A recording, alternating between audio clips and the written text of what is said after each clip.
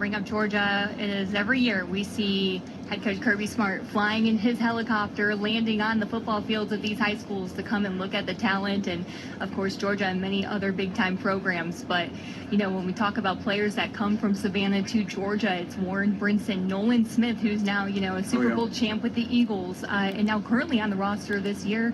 You got Elijah Griffin coming back for year 2, big-time defensive lineman that played in every game yet last year as a true freshman, and talked with Kirby earlier today about him and what he expects for him to do this year. And then someone to watch out for, Thomas Blackshear, wide receiver. He was a big-time player in Savannah, one of the best receivers to come out of the 9-1-2, as we like to say. And he only played in 3 games last year, but hopefully he'll be a little bit more of a breakout this year. Talked to Gunner about him, and Gunner was saying that he had a really good offseason with him.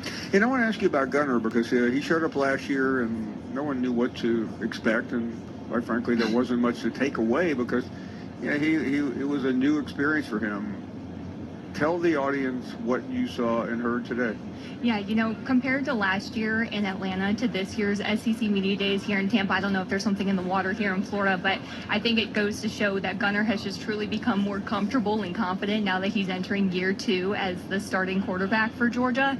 Last year, we talked about this, Paul, before your show, but he was just saying maybe a sentence or two when the media was asking him a question, rarely making eye contact. Obviously, it's a lot to take in when you come to SEC Media Days. There's so much craziness going on between the main stage and Radio Row.